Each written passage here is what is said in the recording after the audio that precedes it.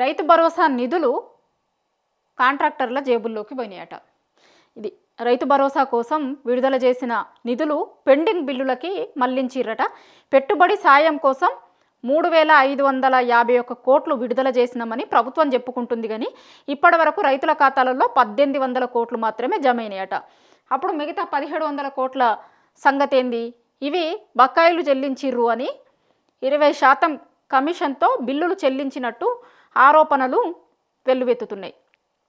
తర్వాత భూములు తనఖా పెట్టి డబ్బులు తెచ్చిర్రు కదా, అవి కూడా సగం కాంట్రాక్టర్లకే ఇచ్చిరట. రైతు భరోసా కాంగ్రెస్ పార్టీ ఏం చెప్పింది? అధికారంలోకి రావడానికి కేసీఆర్ రైతులకు బిచ్చమెత్తున్నట్టు 10,000 ఇస్తుండు. రైతు బంధు ఉండే, అప్పుడు రైతు బంధు పేరుతోని 10,000 ఇస్తుండు. మేము అధికారంలోకి వస్తే 15,000 ఇస్తాము అన్నారు. 2 పంటలకు ఒకసారి 7,500, ఇంకోసారి 7,500, 15,000 ఇస్తామన్నారు. ఆ 15,000 తర్వాత 15,000 కాదు మేము 12,000 చిల్లర ఇస్తాము అన్నారు. మళ్ళీ అవన్న కరెక్ట్ ఇచ్చిర్రా అంటే జనవరి 26, ఇప్పుడు ఏంది మార్చి 26 రావడానికి దగ్గరుంది. జనవరి 26 రోజు ఈ పథకాన్ని ప్రారంభించిర్రు అట్టహాసంగా. ఒక్కొక్క ఊర్లలో ఒక ఊరిని, మండలంలో ఒక ఊరు ఉంటుంది కదా, దాన్ని పైలట్ ప్రాజెక్ట్ కింద తీసుకొని ఆ ఊర్లో మొత్తం మందికి రైతు భరోసా ఇస్తామన్నారు. ఆ ఊర్లను ఎట్లాంటివి సెలెక్ట్ చేసిర్రు? చాలా తక్కువ జనాభా ఉన్న ఊర్లు ఉంటాయి కదా చాలా నియోజకవర్గాలలో, అట్లాంటి ఊర్లను సెలెక్ట్ చేసుకొని వేసిర్రు. సరే, ఆ ఊర్లలో కూడా మొత్తం వేసిర్రా అంటే దాని మీద కూడా చాలా వేయలేదు అని కూడా చాలా ఊర్లలో కంప్లైంట్లు ఉన్నాయి. ఇప్పుడు ఏం చెప్పిర్రు? సాగు యోగ్యమైన భూములకు ఇస్తాం, మేము వేరే దానికి ఇయ్యము. అంతకుముందున్న గవర్నమెంట్ ఎవరికి పడితే వాళ్ళకి ఇచ్చింది, మేము సాగు యోగ్యమైన భూములకు ఇస్తాము అన్నారు. ఆ సాగు యోగ్యమైన భూములు అంటే ఏంది అనేది ఇప్పటివరకు వాళ్ళు చెప్పలే. దానికి నిర్వచనం ఏంది అంటే ప్రభుత్వం ఇప్పటిదాకా చెప్పలే. దాని తర్వాత సరే, ఆ సాగు చేసే భూములకన్నా ఇచ్చిర్రా అంటే ఫస్ట్ రోజు 1 ఎకరం వాళ్ళకి పడతాయి, తర్వాత 2 ఎకరాలు, 3 ఎకరాలు, 5 ఎకరాల వరకు పడ్డాయి అన్నారు. నిజంగా ప్రభుత్వం సమాధానం చెప్పాలి. 5 ఎకరాల వరకు రైతు భరోసా ఇచ్చిందా? ఇస్తే ఎన్ని కోట్లు రిలీజ్ చేసినాం, ఎంత చేసినాము అనేది చెప్పాలి. నిజానికైతే ఇగో 3,511 కోట్లు రిలీజ్ చేసినాం అన్నారట. కానీ 1,800 కోట్లే వచ్చినాయి అనేది మనకు ఉన్న లెక్క. నమస్తే తెలంగాణ పేపర్ అదే రాసింది. మిగతాది కాంట్రాక్టర్లకి డబ్బులు ఇస్తున్నారు. కాంట్రాక్టర్లకి ఇచ్చిన బకాయిలు ఉంటాయి కదా, ఒక్కసారి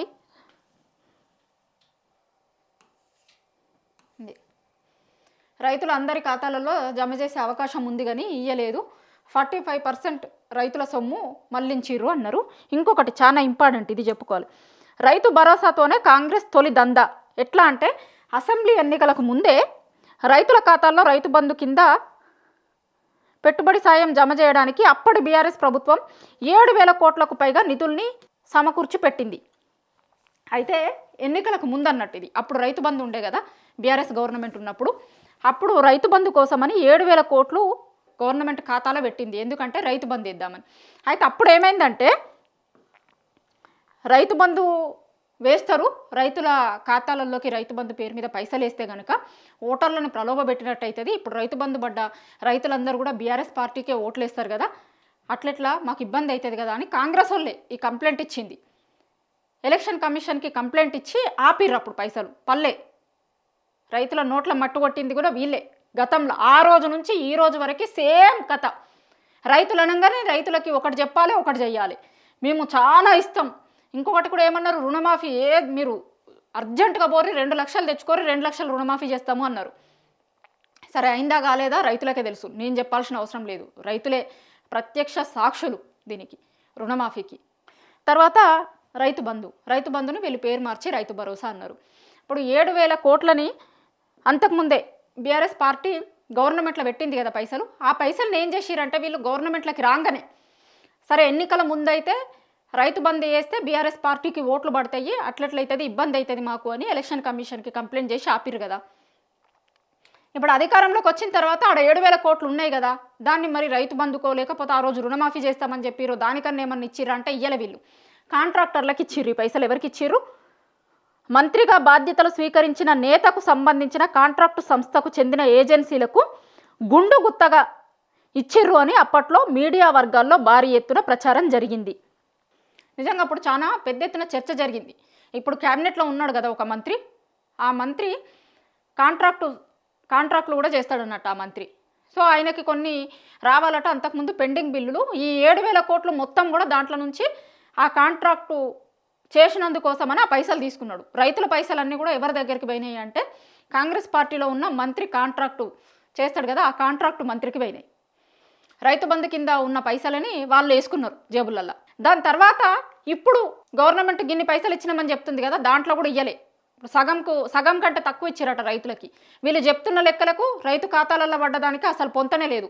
మిగతా పైసలన్నీ ఏడికి పోయినాయి అంటే చడి చప్పుడు కాకుండా కాంట్రాక్టర్ల జేబులలోకి పోయినాయి. ఇంతకుముందు చెప్పుకున్నాం కూడా మనం, ఇప్పుడు భూముల్ని కూడా తనఖ పెడుతురు కదా చాలా చోట్ల. ఇప్పుడు గతంలో ఏమన్నారు వీళ్ళు, బీఆర్ఎస్ గవర్నమెంట్ ఉన్నప్పుడు మొత్తం భూములన్నీ భూములు అమ్ముతుర్రు అన్నారు. మళ్ళీ వీళ్ళు వచ్చిన తర్వాత చేసింది ఏంది, గదే చేస్తారు.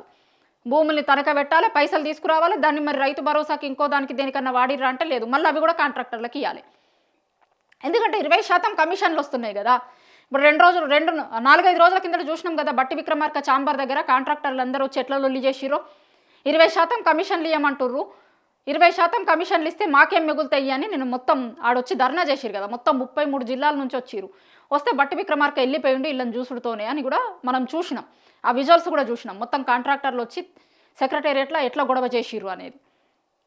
20% కమిషన్లు ఇవ్వమంటారు, మాకు ఎట్లా పడుతుంది 20% కమిషన్లు ఇస్తే అని.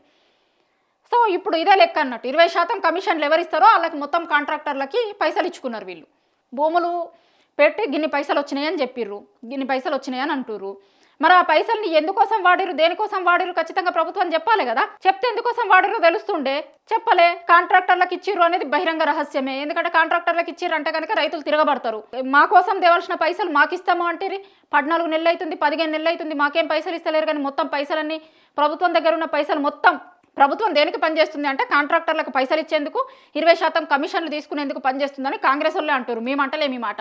కాంగ్రెస్లో ఉన్న ఎమ్మెల్యేలే మాట్లాడుకుంటున్నారు. వాళ్ళే రహస్యంగా మీటింగ్లు పెట్టుకొని, హోటళ్లలో ఫామ్ హౌస్లలో మీటింగ్లు పెట్టుకొని వాళ్ళే మాట్లాడుతున్నారు. జనం మాట్లాడుకుంటారు, కాంట్రాక్టర్లు ఓపెన్గానే మాట్లాడుతున్నారు. 20% కమిషన్లు ఇవ్వమంటారు, మీరు మేము నుంచి ఇవ్వాలి అని కాంట్రాక్టర్లు ఓపెన్గానే మాట్లాడుతున్నారు కదా. ఓపెన్గానే వాళ్ళు ధర్నాలు నిరసనలు తెలుపుతారు కదా. సెక్రటేరియట్కి వచ్చి చేస్తున్నారు వాళ్ళు. ఎక్కడనో వేరే ఊర్లలోనో ఇంకో దగ్గర మంత్రుల ఇండ్ల దగ్గరనో కాదు. పరిపాలన మొత్తం నడిచే సెక్రటేరియట్కి వచ్చి ధర్నా చేసిర్రు వాళ్ళు 20% కమిషన్లు ఇవ్వలేము అని.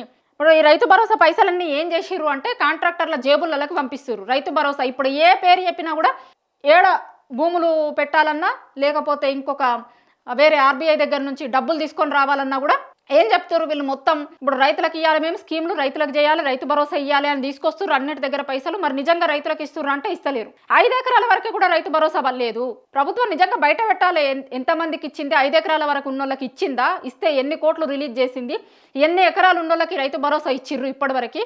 ఎందుకంటే ఎప్పుడో చేస్తామని చెప్పింది కదా. ఇప్పుడు 2 సార్లు ఇయ్యలేదు, 3ఓసారి కూడా ఏమి ఇయ్యలే.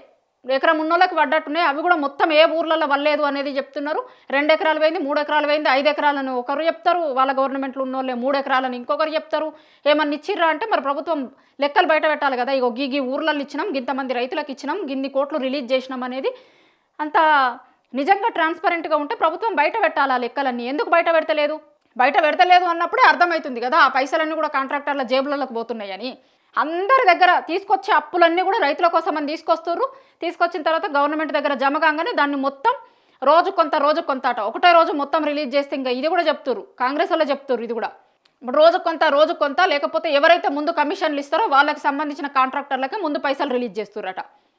ఇదే నడుస్తుంది ప్రభుత్వం దగ్గర. ఇప్పుడు ఏం నడుస్తుంది అంటే రైతుల పేరు చెప్పి తీసుకొని రావాలి, కాంట్రాక్టర్లకి ఇవ్వాలి. కాంట్రాక్టర్ల జేబులలోకి పోతున్నాయి పైసలు మొత్తం. కోట్లు గవర్నమెంట్ తీసుకొచ్చినటువంటి పైసలు మొత్తం కూడా కాంట్రాక్టర్ల జేబులు నింపుతారు. ఎందుకంటే కాంట్రాక్టర్లకు ఇస్తే కనుక వాళ్ళ దగ్గర నుంచి మళ్ళీ కమిషన్ల రూపంలో వస్తుంది కదా. రైతులకు ఇస్తే ఏమొస్తుంది, రైతులు ఏం కమిషన్లు ఇయ్యారు కదా వీళ్ళకి. కాంట్రాక్టర్లకు ఇచ్చారు అనుకో, కాంట్రాక్టర్లు కమిషన్లు ఇస్తారు కాబట్టి కాంట్రాక్టర్లకు పైసలు ఇస్తారు, మళ్ళీ కమిషన్ల రూపంలో రిటర్న్ వస్తాయి కదా వీళ్ళకు. అందుకోసం రైతు భరోసా పైసలు కావచ్చు, మిగతా ఏదన్నా పథకాల కోసం ఇస్తాము అన్న పైసలు కావచ్చు, ఆ పథకాల పేర్లు చెప్పి అందరి దగ్గర పైసలు తీసుకొని రావాలి. ప్రభుత్వానికి ఎక్కడి నుంచి అయితే అప్పులు పుడతాయో అక్కడి నుంచి అప్పులు తీసుకొని రావాలి. పైసలు వచ్చిన తర్వాత కాంట్రాక్టర్ల జేబులలోకి తీసుకొని పోవాలి. భూములు కూడా అమ్మాలి, లేకపోతే తనఖా పెట్టాలి, ఆ పైసలు కూడా కాంట్రాక్టర్లకు ఇవ్వాలి. ప్రభుత్వంలో ఇప్పుడు ఇదే నడుస్తుంది మొత్తం. పైసలు తీసుకొని రావాలి, కాంట్రాక్టర్లకు ఇవ్వాలి. రైతుల పేరు చెప్పి పైసలు తీసుకొస్తారు, కాంట్రాక్టర్లకు పంచిపెడుతురు. ఇప్పుడు మొత్తం తెలంగాణలో ఇదే నడుస్తుంది. 20% కమిషన్ చెప్పుకుంటున్నాం కదా మనం, చాలా రోజుల నుంచి మాట్లాడుతున్నారు కదా. కమిషన్ల సర్కార్ అయింది, కమిషన్లు, కాంగ్రెస్ అంటేనే కమిషన్లు, కమిషన్ల సర్కార్ అయింది, కాంగ్రెస్ ప్రభుత్వం కాదు ఇది కమిషన్ల ప్రభుత్వం అనేది ప్రతిపక్షాలు విమర్శలు చేస్తున్నాయి. గట్లనే ఇప్పుడు తెలంగాణలో మొత్తం ఏం నడుస్తుందంటే 20% కమిషన్లు నడుస్తున్నాయి, గవర్నమెంట్ దగ్గరకు వచ్చిన పైసలు కాంట్రాక్టర్ల జేబులలోకి పోతున్నాయి. ఇదే నడుస్తుంది మొత్తం. రైతులకు ఒక పథకం చేసుడో లేకపోతే ఓ ప్రాజెక్టు కట్టుడో లేకపోతే ఏమన్నా జాబ్ నోటిఫికేషన్లు వేసుడో ఇంకొకటి ఏది నడుస్తలేదు. మొత్తం కాంట్రాక్టర్లకు ఇవ్వాలి, కాంట్రాక్టర్ల దగ్గర నుంచి కమిషన్లు తీసుకోవాలి. ఇదే నడుస్తుంది తెలంగాణ మొత్తంలో కూడా ఇప్పుడు.